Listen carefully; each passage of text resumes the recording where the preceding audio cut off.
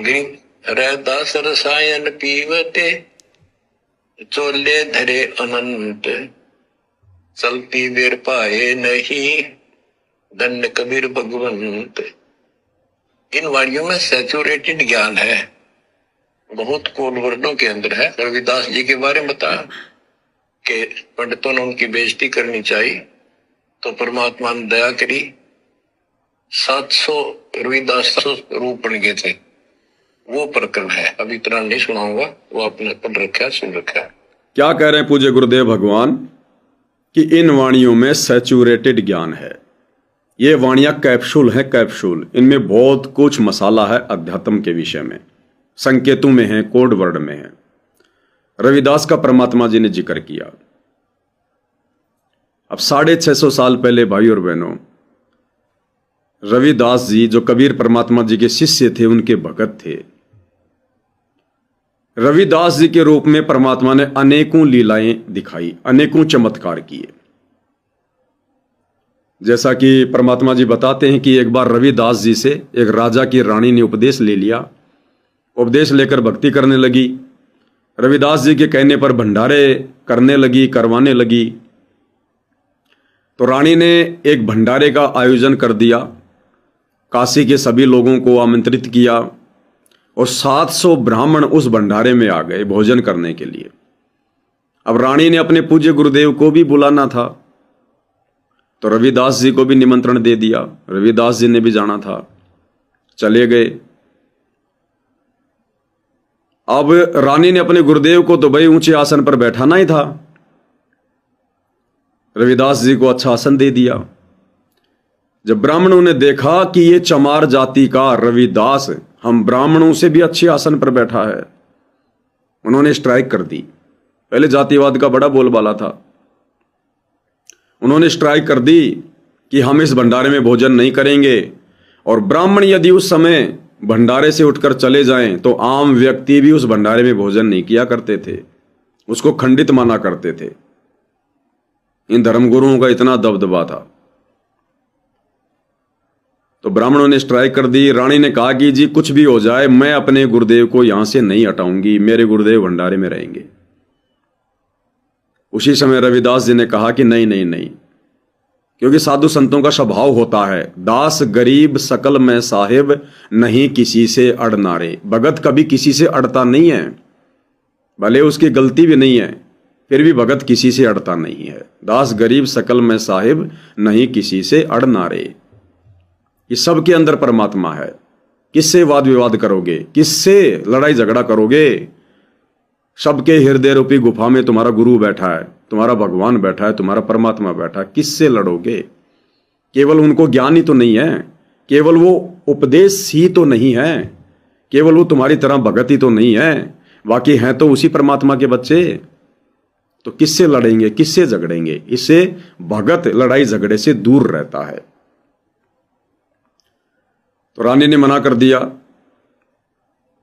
सारे ब्राह्मण जैसे उठकर चलने को हुए तो रविदास जी ने कहा कि नहीं नहीं नहीं, हे ब्राह्मणों, हे विप्रजनों, मैं अपनी औकात भूल गया था, मुझे यहां नहीं बैठना चाहिए था, ये तो आप लोगों के लिए है, मुझे अपनी हद में रहना चाहिए। और ये कहकर एक अच्छे संत की भूमिका करते हुए, और जहां उन ब्राह्मणों के जूते चप्पल थे, खड़ाऊ वगैरह थी, रविदास जी वहां आकर बैठ गए। ब्राह्मण बड़े प्रसन्न हो गए, रानी थोड़ा दुखी, लेकिन क्या करे, अब गुरुजी का आदेश मानना पड़ेगा। भंडारा शुरू हो गया। जब भंडारा पंडित जन खाने लगे, क्योंकि सबसे पहले पंडितों को खाना खिलाया जाता था, तो परमात्मा जी ने क्या चमत्कार किया, क्या लीला की। 700 ब्राह्मण थे, हर एक ब्राह्मण के साथ में एक रविदास बैठकर खाना खा रहा है, और जो पंडित खाना खा रहा है उसको दिखाई नहीं दे रहा, उसके बराबर वाले को दिखाई दे रहा है, और बराबर वाले के साथ में एक रविदास बैठकर खाना खा रहा है, वो दूसरे को दिखाई दे रहा है। यानी खुद को दिखाई नहीं दे रहा, दूसरे को दिखाई दे रहा है। और एक दूसरे का मजाक करने लगे कि देख तेरे साथ में रविदास भोजन कर रहा है, देख तेरे साथ में वो चमार भोजन कर रहा है। और जब उनको पता चला कि ये तो सबके साथ भोजन कर रहा है, तो रविदास जी उधर बैठे हुए थे। उन्होंने कहा कि हे पंडितों, मुझे क्यों मुफ्त में बदनाम कर रहे हो? मैं तो आपके इन चरण पादुकाओं में बैठा हूं। देखो, रविदास जी वहां भी बैठे और प्रत्येक ब्राह्मण के साथ बैठकर भोजन भी खा रहे हैं। उसके बाद ब्राह्मणों ने हाथ जोड़े उस चमत्कार को देखकर, लीला को देखकर, क्योंकि 650 साल पहले ज्ञान आधार से तो कोई था ही नहीं, भगत ही नहीं थे, वो जगत वाले कहां से होंगे। तो परमात्मा ने चमत्कार दिखा दिखा के, इस प्रकार की लीलाएं कर करके ही आत्माओं को शरण में लिया था। तो रविदास जी के रूप में कबीर भगवान ने वहां पर सत्संग किया, क्योंकि वो रविदास जी नहीं कर रहे थे वो सारा खेल। गुरुदेव क्या कह रहे हैं? ये वाणियां सैचुरेटेड हैं, ये कैप्सूल में है। भाई रविदास जी तो कबीर परमात्मा जी के भगत थे। भगत बेचारा कहां से इतना सब कुछ कर देगा? भगत बेचारा क्यों नाम दीक्षा देगा? वो तो खुद दीक्षा लेके भक्ति कर रहा था। रविदास जी को क्या अधिकार था किसी को दीक्षा देकर उसको अपनी शिष्या बनाना और उन पंडितों के भंडारे में जाकर भोजन करना, दूसरों के भंडारे में जाकर भोजन करना? नियम तो हर युग में हर समय परमात्मा यही बताते हैं। तो रविदास जी तो परमात्मा जी के बहुत निकट रहते थे। तो रविदास जी थोड़े ना ऐसे किसी के भंडारे में जाकर, अनुपदेशियों के भंडारे में जाकर खाकर ये गलती करेंगे, 3 लोग का भार अपने सिर पे चढ़ाएंगे। वो तो ज्यादातर परमात्मा जी के साथ में रहा करते थे, उनके परम भक्तों की श्रेणी में थे। तो परमात्मा कबीर जी ने वहां पर घंटों खड़े होकर सत्संग सुनाया, ज्ञान दिया उन पंडितों को, और 700 ब्राह्मणों ने परमात्मा जी से दीक्षा ग्रहण की, जो रविदास रूप में लीला कर रहे थे। उन्होंने अपना जो धागा था, जो सूत बोलते हैं जिसको, जनेऊ, कच्चे सूत का, तो परमात्मा जी कहते हैं कि 1.25 मन सूत वहां पर नीचे उतारा गया। सभी ब्राह्मणों ने अपना वो जनेऊ तोड़ के जमीन पे डाल दिया, क्योंकि रविदास रूप में कबीर परमात्मा ने अपने शरीर के अंदर सोने का जनेऊ दिखा दिया कि पंडितों, तुम तो ये धागे का जनेऊ पहन के डोलते हो, अपने आप को पंडित कहते हो, देखो मेरे शरीर में अपनी शक्ति से उनको दिव्य दृष्टि देकर, और वो दिखाया। सारे ब्राह्मणों ने सरेंडर कर दिया। अब रविदास जी तो भगत थे भाई। भगत में तो वैसे सिद्धियां नहीं होती हैं, सूक्ष्म होती हैं, और ना भगत को पता होता है कि इन सिद्धियों का प्रयोग कैसे करना है, और ना भगत को आदेश होता है। ना 650 साल पहले किसी को आदेश था सिद्धियां दिखाने का। तो गरीबदास जी कैसे चमत्कार कर देंगे? कैसे 700 रूप बना लेंगे? कैसे अपने शरीर के अंदर सोने का जनेऊ दिखा देंगे? तो ये सारा का सारा जो खेल है, ये कबीर परमात्मा सतगुरु रामपाल जी ने किया। यही करते हैं आज भी, और आगे भी कुछ होगा तो इसी परमात्मा जी की दया से होगा। इस भक्ति को बनाए रखने के लिए तो गुरुदेव कह रहे हैं कि ये वाणियां सैचुरेटेड हैं। एक एक वाणी के अंदर 5-5 घंटे की, 3-3 घंटे की, 2-2 घंटे की वो कथा छुपी हुई है, कथा। तो गुरुदेव कहते हैं दास के पास अभी इतना समय नहीं है कि मैं आपको विस्तार से समझा सकूं, क्योंकि सारी बातें, ये सारी कथाएं, ये सारी जो ये मटेरियल है, ये परमात्मा हमें पिछले 25-30 वर्षों से सुना चुके हैं, बारंबार सुना चुके हैं। सन 1994 से 2014 तक गुरुदेव ने यही तो किया था। अब गुरुदेव संकेतों में विशेष संदेश भेज रहे हैं ताकि हम उनके संकेतों को समझ सकें, क्योंकि सत्संग हम पहले सुन चुके हैं। ये विशेष संदेश भक्तों के लिए, जगत के लिए नहीं है। जिन्होंने गुरुदेव के सामान्य सत्संग ही नहीं सुने, वो विशेष संदेशों को कैसे समझेंगे? ये तो कोड वर्ड में है। तो ये केवल सतगुरु रामपाल जी के भक्तों के लिए हैं, जो हिसार जेल से विशेष संदेश आए। भगत ही समझ सकते हैं। और भक्तों में भी कौन से भगत? जिन्होंने सत्संगों को ध्यान से सुना है, जिन पर गुरुदेव की रजा है। केवल साध संगति से जुड़े भाई बहन ही समझ रहे हैं। परमात्मा भाई और बहनों एक तीर से 2 शिकार करते हैं। जब गुरुदेव सत्संग करते हैं तो सामने नया भगत भी होता है, 2-4 साल पुराना भगत भी होता है, जिसको सार नाम मिल गया वो भगत भी होता है, जो 20 साल से भगत है वो भी होता है। गुरुदेव सत्संग एक ही करते हैं, सबको सामने बैठाकर। लेकिन जिसकी जितनी बुद्धि काम करती है, जो जितना योग्य हुआ है उस सत्संग को आत्मसात करने के लिए, वो उतना ही उस सत्संग को ग्रहण कर लेता है। तो परमात्मा जी ने सतलोक आश्रमों से जुड़े भाई बहनों को भी हिम्मत देनी है, उनको भी इस भक्ति मार्ग से जोड़ के रखना है, भले वो मर्यादा में नहीं रहते, उनको भी परमात्मा ने भक्ति से जोड़ के रखना है कि अगर ये आश्रमों में नहीं आएंगे, जैसे भी टूटी फूटी भक्ति मर्यादा तोड़ के ये कर रहे हैं गुरु को मानुष मानकर, अगर ये भक्ति नहीं करेंगे तो क्या करेंगे? ये घर बैठेंगे, घर बैठकर भक्ति करने के योग्य है नहीं। धीरे धीरे काल इनको पूरी तरह से बर्बाद कर देगा। ये दूसरे पंथों में जाएंगे, दूसरे संतों के पास जाएंगे, या वही अपनी परंपरागत पूजा करने लग जाएंगे जिसका कोई यूज नहीं है। तो परमात्मा ने अपनी उन कमजोर आत्माओं को भी सतलोक आश्रमों से जोड़कर, इस आर जेल से ऑडियो वीडियो में थोड़ी बहुत हिम्मत देकर, या जैसे भी वीडियो कॉल में अपने दर्शन देकर, उनकी प्रार्थनाएं सुनकर, उनकी शंकाओं का समाधान करके, परमात्मा ने उन आत्माओं को भी भक्ति से जोड़ के रखना है कि भाई मोक्ष तो इन आश्रमों से जुड़े भक्तों का इस जन्म में नहीं होगा, क्योंकि परीक्षा में फेल हो चुके हैं, ये अपने बुद्धि विवेक का इस्तेमाल नहीं करते। सन 2014 से वर्तमान 2026 तक गुरुदेव ने भली भांति देख लिया, चेक कर लिया, परीक्षा हो चुकी है, छटनी हो चुकी है। लेकिन परमात्मा उनको भी अपने चरणों में बना के रखना चाहते हैं कि द्वार धनी के पड़ा रहे, धक्के धनी के खाए, सो काल जग जोर ही पर द्वार छोड़ना जाए, कि कम से कम भक्ति तो करते रहेंगे, जैसे भी टूटी फूटी। मनुष्य जन्म तो मिल जाएगा, अगला मनुष्य जन्म तो मिलते रहेंगे, काल के हत्थे तो नहीं चढ़ेंगे। और जो साध संगति से जुड़े भाई बहन हैं, जो गुरुदेव के सत्संगों को बहुत ध्यान से सुनते हैं, गुरुदेव का आशीर्वाद है, परमात्मा ने जिनका ज्ञान योग खोल रखा है, वो भाई बहन इन विशेष संदेशों को तुरंत समझ जाता है कि गुरुदेव कहां क्या संकेत कर रहे हैं, गुरुदेव ये बात यहां पर किसके लिए बोल रहे हैं। एक सत्संग में पूज्य गुरुदेव ने क्या बताया कि जो बंदी छोड़ गरीबदास जी हैं, वो बंदी छोड़ गरीबदास जी वो कथा क्या सुना रहे हैं, और उस कथा के माध्यम से समझा कोई और बात रहे हैं। कथा क्या सुना रहे हैं और कथा के माध्यम से समझा कोई और बात रहे हैं। तो इसी प्रकार सतगुरु रामपाल जी, ये बंदी छोड़ कबीर भगवान, ये तो विशेष संदेश हैं भाई और बहनों।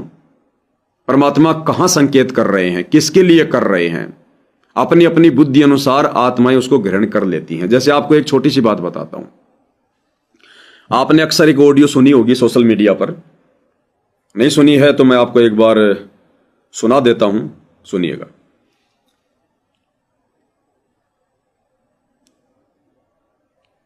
इस ऑडियो को सुनिएगा।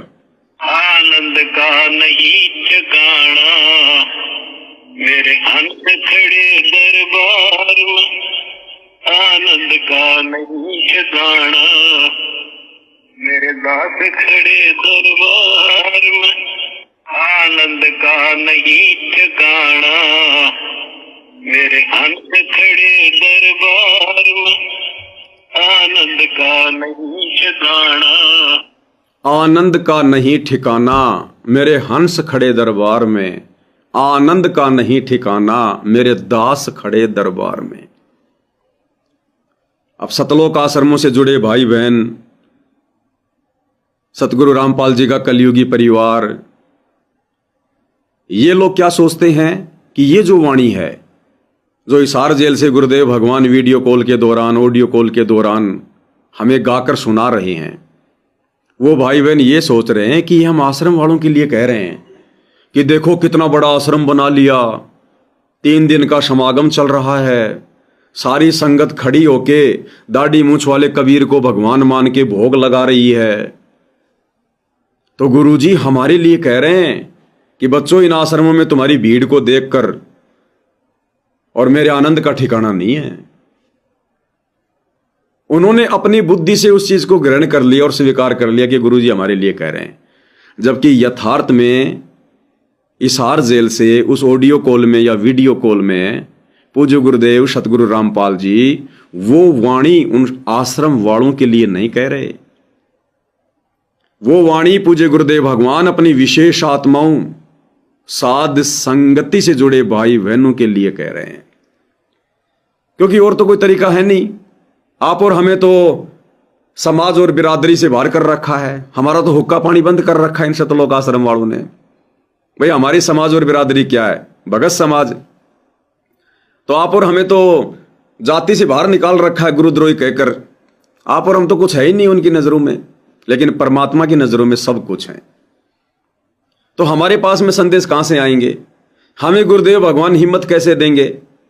हमारी शंकाओं का समाधान कैसे करेंगे? वैसे तो साध संगति में शंका नहीं होती है, लेकिन आगे बढ़ने के लिए गुरुदेव की पावर चाहिए, गुरुदेव की मेहर चाहिए, उनका आशीर्वाद चाहिए। सूक्ष्म तो है ही है, शब्द रूप में तो है ही है, लेकिन आमने सामने भी। तो तरीका क्या है? गुरुदेव से मिलने जाते हैं गुरुदेव के परिवार वाले, सतलोक आश्रम वाले। हिसार जेल से जो भी audio video calling live video आता है, विशेष संदेश आते हैं, वो आश्रम वालों के माध्यम से आते हैं। तो गुरुदेव भगवान उन्हीं लोगों के माध्यम से अपनी बात आप और हमारे तक संकेत में पहुंचाएंगे कि मेरी साध संगति से जुड़े बच्चे मेरे संकेतों को समझ जाएंगे कि गुरुजी हमें क्या आशीर्वाद दे रहे हैं, गुरुजी हमें यहां पर क्या समझाना चाहते हैं, ये बात गुरुजी किन के लिए बोल रहे हैं। तो ये बात आनंद का नहीं ठिकाना मेरे हंस खड़े दरबार में, आनंद का नहीं ठिकाना मेरे दास खड़े दरबार में, मेरे दास खड़े दरबार में, आनंद का नहीं ठिकाना मेरे हंस खड़े दरबार में। इन आश्रम वालों से जो इन सतलोक आश्रमों में समागम के दौरान खड़े होकर या बैठकर दाढ़ी मूछ वाले कबीर को भगवान मानकर जो भोग लगा रहे हैं, आरती कर रहे हैं, गुरुदेव उस भीड़ को देखकर क्यों आनंदित होंगे? क्या है उस भीड़ के अंदर? क्या है उन भक्तों के अंदर? एक भी भगत की मर्यादा नहीं है। उस भीड़ में एक भी भगत अपने गुरु को परमात्मा नहीं मानता। तो गुरुजी आनंदित होंगे क्यों? जो सारे के सारे भगत पंचर पड़े हुए हैं, किसी की ट्यूब फटी पड़ी है, मर्यादा में कोई नहीं है। स्टेडियम बनवाकर उसके बनाने में ज्योति पाठ और दान का पैसा देकर सबने मर्यादा तोड़ रखी है। जाट आरक्षण करोड़ों रुपया चंदे में देकर, गुंडों की सीबीआई जांच का समर्थन 5-5 लाख रुपए राजपूत करणी सेना को देकर, कभी कांग्रेस सरकार का समर्थन करके वोट डाल के, कभी बीजेपी का समर्थन करके वोट डाल के, गंदी राजनीति का शिकार। जाटों की धर्मशाला में करोड़ों रुपया, मदीना गांव में लाइब्रेरी में करोड़ों रुपया भगत वहां बेगार कर रहे हैं।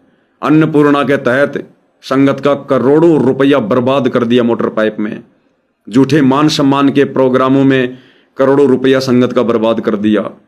उन मान सम्मान के कार्यक्रमों में नचनियों को बुला बुलाकर, गवैयों को बुला बुलाकर सतगुरु रामपाल जी की पूरे हरियाणा में जमकर बदनामी करवाई गई, बेइज्जती करवाई गई कि ये काम तो बड़वों के होते हैं, नचनियों के होते हैं, संतों के काम होते हैं।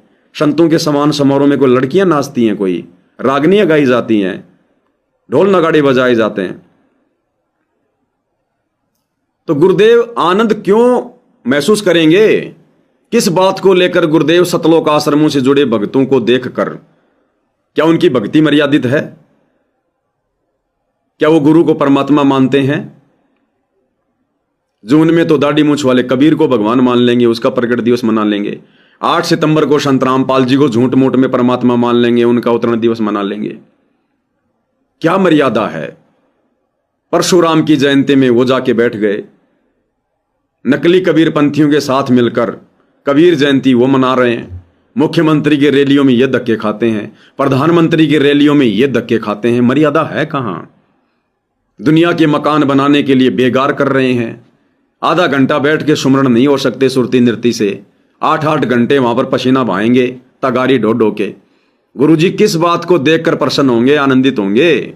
एक तो कारण बताओ, एक तो ऐसी खूबी बताओ सतलोक आश्रम वालों में, गुरुदेव के परिवार वालों में, आश्रमों से जुड़ी संगत में।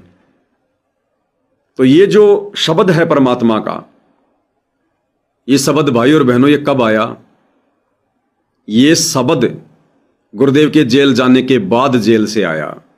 इससे पहले गुरुदेव को 25 साल हो गई, कभी भी परमात्मा ने यह शब्द नहीं गाया, कभी भी। अब पिछले 2-3 वर्षों से परमात्मा ने यह शब्द गाकर क्यों बोला, क्यों भेजा?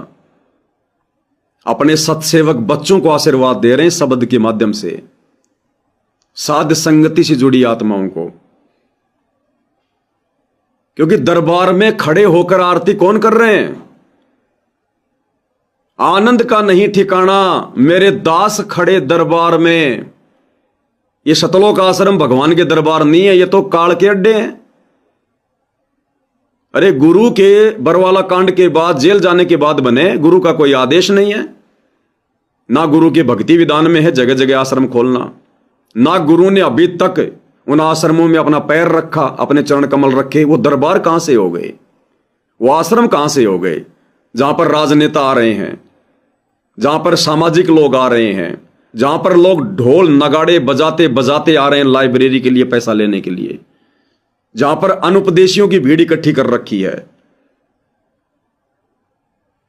जहां पर मर्यादा नहीं किसी की, वो दरबार कहां से हो गया? कैसे उसको आप दरबार कहोगे? अरे दरबार है साध संगति से जुड़े भाई बहनों के घर, जिन्होंने अपने घर को ही शतलोक आश्रम बना लिया, जिसके विषय में गुरुदेव भगवान विशेष संदेश में कहते हैं कि बच्चों मेरी आत्मा गदगद कर दी, ये बंदी छोड़, घर घर आश्रम बन गया, घर घर आश्रम बन गया, पूरा संसार आश्रम बन गया। अपने सत्सेवक बच्चों को, जिन्होंने अपने घर को दरबार बना रखा है, शतलोक आश्रम बना रखा है, नकली आश्रमों में धक्के नहीं खाते, ज्ञान को आधार बनाकर, गुरु को परमात्मा मानकर, परमात्मा जैसा व्यवहार करके अपनी भक्ति कर रहे हैं। तो खड़े होकर दरबार में सुबह शाम पूज्य गुरुदेव भगवान की आरती कौन उतारते हैं? सत्सेवक भाई बहन। उनको कह रहे हैं गुरुदेव, आनंद का नहीं ठिकाना मेरे दास खड़े दरबार में, आनंद का नहीं ठिकाना मेरे हंस खड़े दरबार में। अरे ये हंस, ये दास तो 1994 से दरबार में खड़े थे। गुरुदेव भगवान थे तब भी तो संगत खड़ी थी। उस समय परमात्मा ने यह शब्द क्यों नहीं गाया? और बरवाला कांड के भी कुछ वर्षों तक यह शब्द परमात्मा ने गाकर क्यों नहीं भेजा? क्योंकि जिस समय तक कोई गुरु को परमात्मा मान के भक्ति नहीं करेगा, भगवान तुल्य व्यवहार अपने गुरु के साथ नहीं करेगा, तब तक गुरु की आत्मा को कैसे आनंद प्राप्त होगा? कैसे परमात्मा असल में उनको अपना दास कहेंगे? कैसे परमात्मा गदगद होंगे, आनंदित होंगे, जब आपने गुरु को ही परमात्मा नहीं माना? तो अब साध संगति से जुड़े भाई बहन अपने घर को दरबार बनाकर सुबह शाम खड़े होकर आरती उतारते हैं गुरुदेव की सहपरिवार। उनको कह रहे हैं गुरुदेव कि अब मेरे आनंद का नहीं ठिकाना, कि 4 युगों से मैं जो प्रयत्न कर रहा था, जो कष्ट मैं यहां पर उठाता हूं आकर हर युग में, आत्माओं को ज्ञान समझा समझा कर, जिस मकसद से मैं आत्माओं को परिचित करवाना चाहता हूं, उस मकसद को केवल अब इस कलयुग की पिछली पीढ़ी में साध संगति से जुड़े बच्चों ने समझा है। गुरु को परमात्मा पहली बार 4 युगों में साध संगति से जुड़े बच्चों ने समझा है। तो गुरुदेव कह रहे अब मेरे आनंद का ठिकाना नहीं है, अब मेरे बच्चों ने मेरे को पहचान लिया, पहचान कर ली कि तुम्हारा गुरु कौन है। अब आनंद आ रहा है गुरु को, आपे आरती आपे साजे, आपे किंगर आपे बाजे, आपे ताल झांझ झनकारा, आप नचे आप देखन हारा।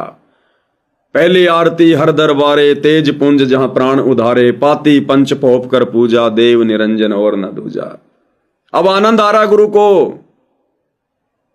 कि इन्होंने मुझे पहचान लिया, मुझे जान लिया। अपने भगवान की आरती उतार रहे हैं। सूक्ष्म रूप में परमात्मा बैठकर आशीर्वाद देता है, आनंद लेता है परमात्मा। दास गरीब शब्द रस भोगी। क्योंकि अब हम किसको परमात्मा मान के वो आरती कर रहे हैं? अगर पहले कभी कोई आरती भी करता था इन आश्रमों में भोग के समय, तो केवल दाढ़ी मूंछ वाली फोटो को ही भगवान मान के, कबीर मान के आरती कर रहे थे, भोग लगा रहे थे, चवर कर रहे थे। तो गुरु कैसे प्रसन्न होगा? गुरु प्रताप की सुरती नहीं है। गुरु को तो आपने मानुष मान रखा है, एक संत मान रखा, अपना गुरुजी मान रखा है। भगवान आपने दाढ़ी मूछ वाली कबीर की फोटो को मान रखा है, तो गुरु कैसे प्रसन्न होगा जब आत्मा की सुरती नृत्य उस दाढ़ी मूछ वाली फोटो पर है। अब साध संगति से जुड़े भाई बहनों की सुरती नृत्य, मन पवन, मन कर्म, वचन, तन मन धन, आत्मा सब कुछ अपने गुरुदेव के ऊपर है। अपने गुरु को परमात्मा मान के सुरती टिका के आरती कर रहे हैं, दरबार में खड़े हैं, उनके लिए कह रहे हैं गुरुदेव आनंद का नहीं ठिकाना मेरे दास खड़े दरबार में, आनंद का नहीं ठिकाना मेरे हंस खड़े दरबार में। गीता जी अध्याय 3 श्लोक 13 को समझकर कि परमात्मा को भोग लगाए बिना जो अन्न पकाते हैं वो तो पाप खा रहे हैं। इन आश्रमों में तो दाढ़ी मूंछ वाले कबीर को परमात्मा मानकर साल में एक बार भोग लगाया जाता है, या जब जब समागम होता है 2 महीने में 3 महीने में, उस समय दाढ़ी मूंछ वाली नकली कबीर की फोटो को भोग लगता है, या फिर जब कबीर प्रकट दिवस आता है तो साल में एक बार लगता है। तो इस विधि से तो वो दाढ़ी मूंछ वाला कबीर भी यदि कहीं है तो वो भी दुखी है, वो भी नाराज है इन आश्रम वालों से, वो भी प्रसन्न नहीं है कि नालायको तुम तो मेरे श्राद्ध निकाल रहे हो, तुम तो मेरे श्राद्ध से निकाल रहे हो साल में एक बार। अरे तुम तो रोजाना रोटी ठूस रहे हो दोनों टाइम, और मुझे साल में एक बार भोग लगा रहे हो तुमने तो श्राद्ध वाले काम कर दिए। साल में एक बार दादाजी के श्राद्ध आ गए, दादाजी को हलवा पूरी बना के कच्ची पक्की और निफराम। तो दाढ़ी मूंछ वाला भी दुखी है सतलोक आश्रमों से जुड़े भक्तों से कि नालायको तुम मुझे भगवान कहां मान रहे हो। अगर भगवान मानते तो पहले मुझे भोग लगाते प्रतिदिन, और भोग लगाने की आरती गुरुदेव ने नित्य नियम की पुस्तक में लिखी रखी है। आज लग्या साहिब को भोग दीन के टुकड़े पानी का, कोई जग्या पुरबला भाग सफल हुआ दिन जिंदगानी का। तो भोग की आरती के साथ में भोग लगता है भगवान को। तो वो दाढ़ी मूंछ वाला भी दुखी है सतलोक आश्रम वालों से तो कि नालायक ने मेरे श्राद्ध निकालने शुरू कर दिए। साल में एक बार जब कबीर प्रकट दिवस आता है, थोड़ा बहुत हलवा सा बना के, लड्डू जलेबी बर्फी लगा के, बर्फियों का सत साहिब लिख कर और रख देते हैं मेरे सामने। इनको भोग लगाने की विधि भी नहीं पता, ना मेरा कोई आसन लगाते, ना मेरे से वहां आसन पर विराजमान होने की पहले कोई प्रार्थना करते, ना भोग लगने के बाद मेरे हाथ धुलवाते, कुछ तो नहीं करते ये, पर रख दिया सामने, खाए तो ठीक ना खाए तो ठीक। तो वो दाढ़ी मूंछ वाला कबीर भी दुखी है सतलोक आश्रम वालों से। तो यहां प्रतिदिन किसको भोग लग रहा है साध संगति में? अगर साध संगति से जुड़ा भगत भोजन खाएगा चाहे सुबह या शाम, पहले गीता अध्याय 3 श्लोक 13 के अनुसार अपने गुरु को परमात्मा मानकर भोग आरती के साथ भोग लगाएगा, उसके बाद भोजन ग्रहण करेगा, क्योंकि वो प्रसाद उसके बाद ही बनेगा। अपने गुरुदेव से प्रार्थना करेंगे भोजन रखकर, उनका आसन लगाकर। हमें कोई जल्दबाजी नहीं है, परमात्मा ने हमारी सारी भ्रमणाएं मिटा दी, हमारी भागदौड़ मिटा दी। हम काम धंधे से ज्यादा, समाज से ज्यादा अपने गुरु को और भक्ति को महत्व देते हैं। हमारे पास खूब समय है, खूब दे रखा परमात्मा ने। जिसकी जैसी नीयत होती है परमात्मा उतना उसको समय दे देता है। हम दोनों टाइम आराम से भोग लगाते हैं, तीनों टाइम परमात्मा के दरबार में खड़े होकर आरती करते हैं, थाली हाथ में लेकर चवर करते हैं अपने गुरुदेव भगवान को परमात्मा मानकर, चरणामृत बनाकर पीते हैं अपने गुरुदेव भगवान का रोजाना।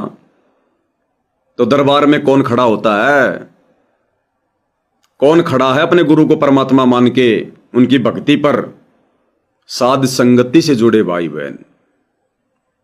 तो ये जो वाणी है जो आप जी सोशल मीडिया पर सुनते हैं, ये साध संगति से जुड़े भाई बहनों को आशीर्वाद है, केवल साध संगति से जुड़े भाई बहनों को।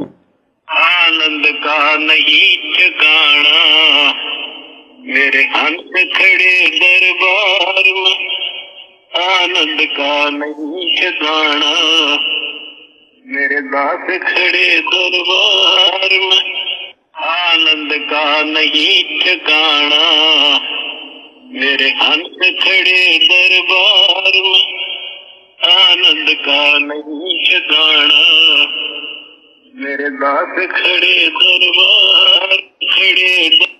तो भाई और बहनों, इस प्रकार से पूज्य गुरुदेव भगवान इन विशेष संदेशों के माध्यम से या इन सतलोक आश्रम में जो ऑडियो वीडियो आ रही है, इनके माध्यम से परमात्मा ये आशीर्वाद अपना आप और हमें हिम्मत देने के लिए इस प्रकार से परमात्मा आप और हमारे तक पहुंचाते हैं। अन्यथा देख लो उन आश्रमों में कोई मर्यादा में है क्या? अरे गुरु जी को तो 2014 में नाराज करके, दुखी करके उन्हीं लोगों ने बरवाला कांड करवा कर जेल भेज दिया। आज जेल में भी ये लोग गुरु जी को खून के आंसू रुला रहे हैं। जेल में भी गुरु जी को शांति से जीवन व्यतीत नहीं करने दे रहे। बाहर इतने उल्टे कर्म कर रहे हैं, इतनी राजनीतियां कर रहे हैं। गुरु जेल में भी इनके पाखंडों को देखकर, कारनामों को देखकर दुखी रहता है। तो कैसे कहेगा गुरु कि मेरे आनंद का नहीं ठिकाना, मेरे दास खड़े दरबार में? ये दास हैं क्या? इनको दास की परिभाषा का भी पता है क्या? दास के क्या लक्षण होते हैं? दास के गुरु जी के प्रति क्या भाव होते हैं? दास को क्या करना चाहिए? गुरु का गुरु बनकर काम करना चाहिए या गुरु का जो है गुलाम बन के काम करना चाहिए? ये तो गुरु के गुरु हैं। गुरु ने कभी राजनीति नहीं करी, ना अपने भक्तों को कभी शिक्षा दी, ना राजनेताओं का समर्थन करने की शिक्षा दी, ना किसी पार्टी को वोट डालने की शिक्षा दी, ना कोई आदेश दिया। आज गुरु का परिवार क्या कर रहा है? आज राजनीति में नंबर 1 है सतगुरु का परिवार। पूरे हरियाणा को पता है कि बीजेपी के चरणों में बैठा है बाबा रामपाल का परिवार। 2019 में कांग्रेस के चरणों में बैठा था, 2024 में बीजेपी के चरणों में बैठ गया।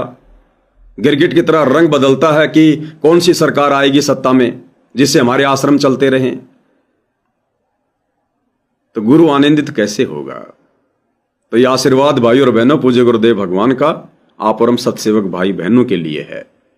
तभी तो हम ये भक्ति कर पा रहे हैं। गुरु के इस आशीर्वाद के बिना, उनको इतना गदगद किए बिना ये काल आप और हमें आरती उतारने दे सकता है क्या? इतना संघर्ष करने दे सकता है क्या? युवा अवस्था में रजोगुण से दूर होने दे सकता है क्या? इतना समय भक्ति के लिए दे सकता है क्या? इतनी मर्यादा निभाने की हिम्मत दे सकता है क्या? तो गुरुदेव भगवान का फुल टू फुल आशीर्वाद हम सभी आत्माओं के ऊपर। पल पल हम उनकी नजर में हैं। जैसे गाय का बच्चा पल पल गाय की नजर में रहता है, जो बच्चा गऊ की नजर में, यूं साईं को संत भक्तों के पीछे फिरे वो भगत वत्सल भगवान थे। तो भाई और बहनों, जिसने इस कलयुग की पिछली पीढ़ी में अपने गुरु की आत्मा गदगद कर दी, उसका तो बेड़ा पार है, कोई रोकने वाला नहीं है। बस रहना मर्यादा में। अन्यथा परमात्मा की तो वाणी आप जानते ही हैं, जिन बातों से गुरु दुख पावे उन बातों को दूर बहावे। तो आश्रम वाले तो इतना भी नहीं कर पाए। जेल में भी गुरु को शांति से नहीं बैठने दे रहे। जेल में भी ये विशेष संदेशों में ऐसी ऐसी बातें गुरुदेव भगवान इन आश्रम वालों के लिए बोल रहे हैं कि मेरे से तुम्हारी इतनी शिकायतें नहीं सुनी जाती, एक एक की शिकायत नहीं सुनी जाती। अरे अच्छे इंसान तो जगत में भी ऐसा नहीं करते जैसे तुम भगत कर रहे हो। कैसी कैसी बातें। कई विशेष संदेश में तो गुरुदेव ने डांट मार रखी है कि तुम रोज मर्यादा तोड़ के आ जाते हो, यहां आने की जरूरत नहीं है, जाओ फिर अपनी मनमानी करो। कभी गुरुदेव कह रहे कि बच्चों मैंने इतनी मेहनत कर दी जानवर से ज्यादा, फिर भी तुम रिजल्ट नहीं दे रहे, तुम रिजल्ट नहीं दे रहे। ऐसी ऐसी बातें गुरुदेव भगवान सत्संगों में कह रहे हैं सार्वजनिक तौर पर। सोचो गुरु कितना दुखी होगा आश्रम वालों संगत से, अपने परिवार से। तो आत्मा कैसे आनंदित होगी? कैसे आनंद आएगा गुरुदेव को? यह आनंद तो सत्सेवक बच्चों की भक्ति से, उनके श्रद्धा भाव से आ रहा है गुरुदेव को। तो ये आशीर्वाद कि आनंद का नहीं ठिकाना मेरे हंस खड़े दरबार में, आनंद का नहीं ठिकाना मेरे दास खड़े दरबार में। सत्सेवक भाई बहनों को आशीर्वाद है।